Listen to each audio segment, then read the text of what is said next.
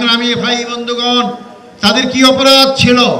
তারা বাংলাদেশ ইসলামী হুকুমত কায়েম করে আন্দোলন করছিলেন। তারা বাংলাদেশে আধিপত্য শক্তির হাত থেকে বাংলাদেশকে রক্ষার আন্দোলন করেছিলেন। শোষণ জুলুম নির্যাতনের হাত থেকে বাংলাদেশের 18 কোটি মানুষকে মুক্তির আন্দোলন করেছিলেন। এটাই ছিল তাদের অপরাধ। তাদেরকে ফাঁসি দেওয়া হয়েছে। ফাঁসির মাধ্যমে তারা মনে করেছিল বাংলাদেশের জামাত ইসলামীর আন্দোলনকে স্তব্ধ করা যাবে, নিশ্চিহ্ন করা যাবে।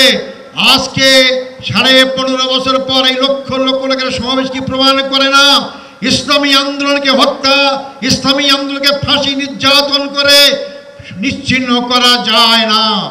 বরং আমি বলি ইসলামী আন্দোলন হচ্ছে এটি খরস্রোতা নদীর মতো। নদীর সামনে যে নামে আপনি বাদ দেন না কেন, খরস্রোতা নদীর পানি তীব্র গতিতে সামনে অগ্রসর হয়, বাঁধে ভেঙে সামনে যেতেই থাকে।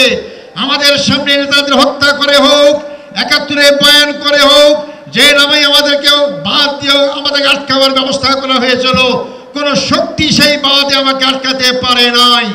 আজকে জামাত ইসলামী সামনে অগ্রসর হচ্ছে।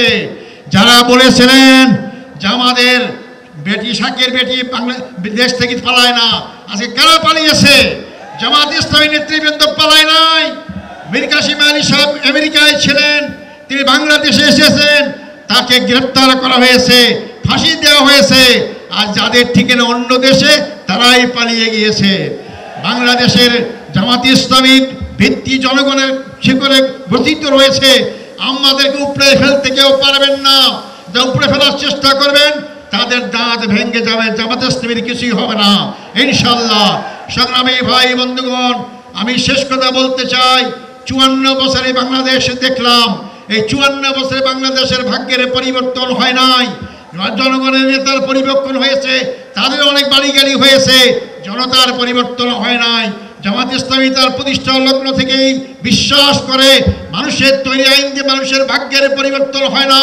যে ভাগ্যের মালিক আল্লাহ, সে আল্লাহই যে আইন দিয়েছেন এই মানুষের ভাগ্যের পরিবর্তন করতে পারে।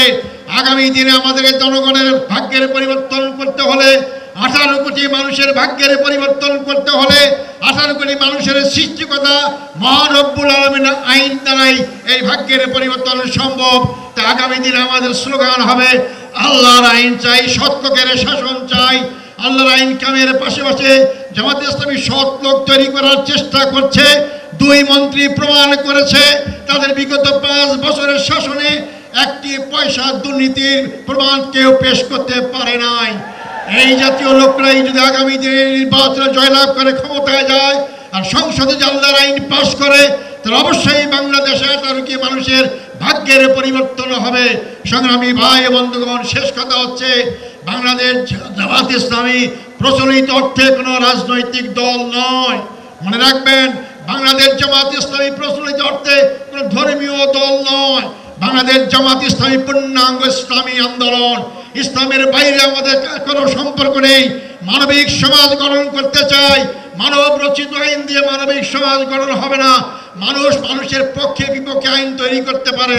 আল্লাহর আইন সবার পক্ষে, জনগণের পক্ষে, তার সৃষ্টি করতে মানুষের পক্ষে। অর্থাৎ আল্লাহর আইনের একমাত্র মানুষের মানবিক সমাজ গঠন করতে পারে। অর্থাৎ আসুন সেই মানবিক সমাজ গঠনের জন্য আল্লাহর আইন এবং সৎ লোক শাসন প্রতিষ্ঠার আন্দোলনে আমরা শরীক হই। আল্লাহ সবাইকে সেই তৌফিক দান করুক।